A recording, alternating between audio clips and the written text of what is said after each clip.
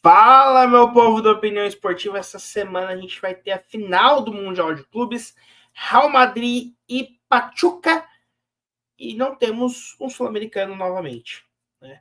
E a gente vai falar daqui se o Botafogo não estar nessa final é o maior vexame ou não da história do Mundial de Clubes. Então, depois da vinheta, a gente conversa um pouco sobre isso.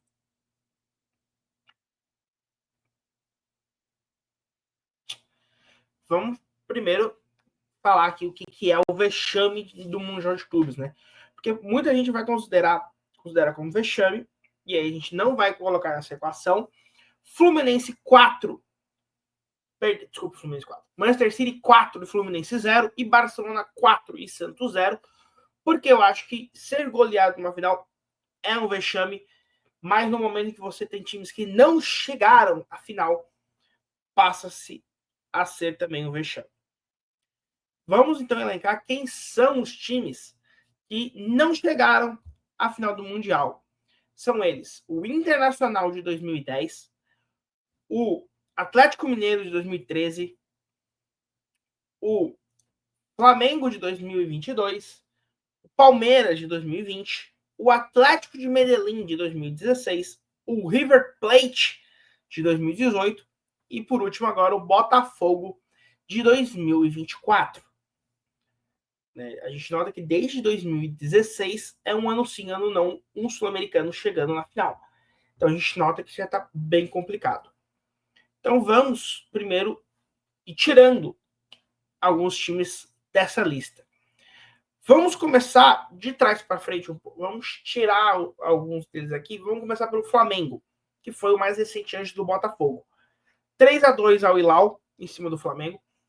Eu particularmente não considero um vexame, porque a gente está falando do Al Hilal, um dos times mais ricos da Ásia, é um dos times mais fortes. O futebol asiático tem um dos futebols mais fortes, digamos assim.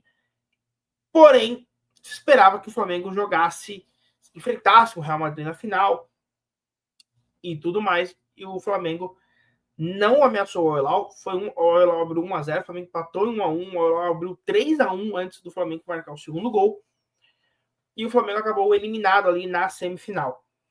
Foi uma surpresa negativa para os torcedores do Flamengo, mas eu não consideraria vexame. Eu acho que tem outros jogos aí para a gente considerar como vexame aqui para falar. Palmeiras de 2020 não é um vexame. Por quê? Palmeiras emenda o título da Libertadores muito próximo do título do Mundial de Clubes. E aí, se você está captando a mensagem, você vai entender o que eu vou falar lá no final. É o título do vídeo, você está meio que subentendido aqui que captou. Né? Então, não vou vexar o Palmeiras, porque estava muito próximo do título da Libertadores. Eu acho que não dá tempo de você se preparar, enquanto você teve os outros times ali. Viagem foi muito rápida, não houve preparação. O gol do Iñaki, acho que foi de pênalti, se não me engano. Né? O vergonhoso daquela campanha é o Palmeiras ficar em quarto lugar sem marcar gol. Ele é o único sul-americano da lista pré-Botafogo que não ficou com uma medalha. Isso acabou pesando. Mas eu acho que, como eu falei, tem outros times piores que o Palmeiras. Por essa mesma lógica, a gente tira o River Plate de 2018, que nem volta para a Argentina. Ele embarca da final da Libertadores no Santiago Bernabéu, ele vai direto enfrentar o All-In no Mundial de Clubes. O time extremamente cansado, consegue levar o jogo para as penalidades e aí acaba sendo eliminado ali mesmo nos pés do time do River Plate. Não dá para se considerar um vexame. O River Plate tinha acabado de ganhar a maior Libertadores da história. Ele tinha enfrentado o Boca Juniors no Santiago Bernabéu. A gente está falando de um dos estádios mais clássicos do futebol. Acho que se você pedir para elencar top 5 estádios mais importantes do mundo, o quinto é que vai entrar na dúvida, porque de certeza vai entrar. Certeza, acho que certeza absoluta mesmo, entra Wembley, Bernabéu e Maracanã. Aí os outros são discutíveis. Eu colocaria o San Siro, não sei se alguém colocaria o Olimpo de Roma. Temos o Estádio Azteca no México, temos outros grandes estádios do futebol mundial, Mas eu acho que esses 3 aí, o Wembley, Bernabéu e Maracanã, são os templos do futebol mais emblemáticos, digamos assim. O Bernabéu é o final de tudo, gente.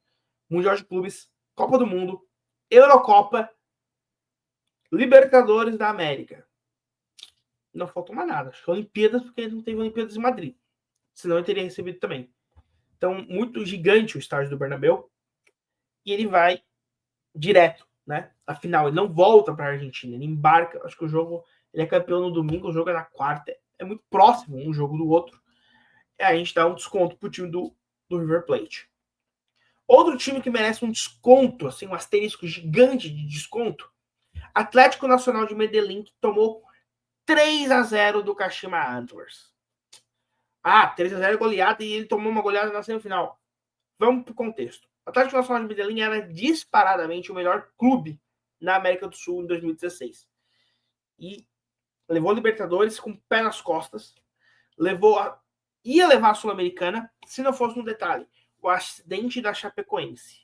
Isso é semanas antes do Mundial de Clubes. O calendário do Medellín era jogar contra a Chape em casa, jogar contra a Chape no Couto Pereira, ganhar a Sul-Americana, porque iria ganhar provavelmente, e uma semana depois viaja para o Mundial de Clubes no Japão para jogar contra o Kashima Antlers. O acidente bagunça tudo. Os jogos não acontecem. O time se disponibiliza todo para fazer uma homenagem para o Chapecoense. Não tem clima para os jogadores do Medellín. Seus rivais acabaram de morrer num acidente aéreo. Eles estão esgotados emocionalmente, mentalmente. O calendário colombiano chega a ser pior que o calendário brasileiro, porque é mata-mata. Eles estavam no mata-mata brigando pelo campeonato colombiano ainda. Eles abrem mão do colombiano, mandam o time reserva para ser eliminado mesmo, porque não tem clima mais no campeonato colombiano para eles. Vão lá porque a FIFA obriga, toma 3-0 e volta. Então, gente, 2016 o Medellín, ele tem um puta de um asterisco para não ser vexame. Não tinha psicológico para os jogadores do Medellín jogar aquele Mundial e o jogo provou isso, 3-0 para o Kashima. Sobram 3 jogos aqui. Botafogo, Atlético Mineiro e Internacional. E aí a gente tá na hora da gente eliminar o Botafogo. E aí é com uma dó, porque o Botafogo fez um esforço pós. Porque o Botafogo ele sofreu a mesma coisa que River Plate e Palmeiras. Muito próximo à data do Mundial, da data da final da Libertadores. Muito próximo ali. O Botafogo ele tinha uma puta de uma desculpa se fosse eliminado. Tomou 3-0, mesmo placar que o Atlético Nacional de Medellín tomou em 2016. Por isso que eu quis falar todos esses times antes. Porém, eu acho que o discurso do Botafogo de eles entraram com o time reserva, tipo, parece que estão pra caramba menosprezando o jogo. Eles culpam um avião da NFL, tipo, o avião da NFL. O avião, ele é um pouco mais apertado que o normal, beleza, mas os caras da NFL cruzam os Estados Unidos com aquele voo. E os caras da NFL são melhores que os caras do Botafogo. Gente, vocês botaram a culpa no avião, ficou feio, tá? Ficou feio. Tipo, se esse vídeo fosse gravado após a eliminação, eu ia dizer claramente, o Botafogo não passou vexame nenhum em ser eliminado por Pachuca. Mas ele passou o vexame no discurso que ele deu de justificar a derrota. Porque eu acho que a derrota já estava muito justificada. Como eu falei, River Plate e Palmeiras a gente não considera vexame porque está muito próximo. O Botafogo estava muito próximo também. Tão próximo quanto. Eu acho que ele estava mais próximo que o do Palmeiras e menos que o do River. Porque o do River, porra, não deu uma semana. O River foi o mais absurdo de todos. Né? E tem gente que tá dizendo, do Botafogo é absurdo. Por causa do River Plate foi em uma semana. Foi menos de uma semana, gente. Ele é campeão no domingo para jogar na quarta. Mais ou menos isso. Mas o discurso que eles dão, o discurso que o Botafogo, os jogadores do Botafogo, cara, não. Mesmo assim, para mim, esses dois que eu deixei para trás é pior. Atlético Mineiro 3-1 no Raja Casablanca. Gente, o Raja Casablanca ele não tinha ganhado a Copa da África. Ele tinha ganhado o Campeonato Marroquino. E chegou na final. Nesse caso aqui, o Al-Ain e o Kashima Antlers também. Certo? O Al-Ain que eliminou o River Plate e o Kashima Antlers que eliminou o Atlético Nacional de Medellín também era um campeão nacional. Campeão do país sede. Assim como o Raja. Porém, o Raja, ele amassou o Atlético Mineiro. O Atlético Mineiro não viu a cor da bola. E o Atlético Mineiro teve 6 meses para se preparar para esse Mundial e se preparou muito mal, pelo visto. Né? Então, foi 3-1, foi um oba-oba. O Atlético Mineiro. É triste, é triste. Porque se esperava. Porque, mas é muito difícil. E aí a gente tem um contexto que torna isso muito pior. Porque é muito complicado você chegar no Mundial de Clubes, você ganhar do europeu. Hoje em dia, gente, o Botafogo foi lançado às quartas de final. É pior do que era na época. Mas hoje em dia é muito forte o futebol asiático. O futebol africano está muito forte. O futebol da América do Norte está muito forte. 2013 não era assim. 2013 não era assim. Tinha 6 meses. E fica pior a você lembrar que um ano antes o Corinthians era o campeão do mundo. O atual campeão mundial era o sul-americano. Hoje em dia fazem 12 anos que o sul-americano não ganha o campeonato mundial. Faz 12 anos que a Europa ganha títulos consecutivamente. Porque o Corinthians tinha ganhado um ano antes do Galo. Então o Galo não tinha essa desculpa toda, não. 3-1 ficou feio. Mas ficou pior. Nada supera o impacto que é Inter e Mazembe, que é o primeiro. E nada supera o primeiro. O Brasil pode tomar 7-1 na Copa do Mundo, mas nada vai superar o de 2014, que foi antes. Talvez uma final para a Argentina, mas dificilmente vai ser superado o 7-1, porque foi o primeiro. Assim como eu não imagino o que pode superar Inter e Mazembe, gente. É o primeiro. Nunca tinha acontecido. E a gente lembra até hoje do Kitiaba dançando após o gol contra o Internacional de Porto Alegre. O jogo da semifinal, gente, era tratado como jogo treino. Era um jogo protocolar. Assim era tratado em 2010. Apenas um jogo protocolar para a final. E o Inter foi lá e perdeu para o Mazembe. Quando o Atlético Mineiro perdeu, muita gente comparou a época. Isso foi ou não pior que o Inter. Quando o Medellín caiu, ficou aquilo. Quando o River caiu, hoje em dia, eu trouxe aqui para vocês, né? 16, 18, 20, 22, 24. Ou seja, a cada 2 anos o Sul-Americano não chega. E nesse período, os que chegaram na final não fizeram grande coisa, tá? A gente pega esse período aí de 2000 da eliminação do Medellín em 16. O Grêmio em 17 não faz uma péssima final. 19 e 21 são exceções. Flamengo e Palmeiras levam o jogo para a prorrogação, perdem por um gol e ficam muito próximo de levar para os pênaltis ou de ganhar a partida. Fluminense toma uma taca de 4-0 e é eliminado. São mais eliminações nos últimos anos. O Sul-Americano chegou perto 2 vezes. A gente falou aqui, Palmeiras e Flamengo. E o mesmo Flamengo e Palmeiras, quando chegaram de novo, ou no caso Palmeiras antes, não passou para a final. Então é muito complicado o Mundial de Clubes hoje em dia. Não era em 2010. Não era. Tá? Isso prova porque não houve ali uma ruptura do futebol como houve. Acho que para mim a ruptura grande acontece na queda do Medellín. Porque você tem um Kashima, você tem um Al-Ain. Logo em seguida, 2 anos depois, o Asiático volta a chegar. Você tem depois um norte-americano, né, o Tigres, e agora você tem outro, o Pachuca.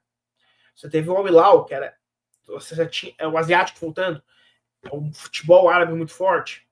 Você tem uma ruptura de um futebol muito bem jogado ali. De 2016 para cá. Em 2013 não estava acontecendo isso. Mas em 2010, o impacto que é Inter e Mazembe, eu acho que não tem como.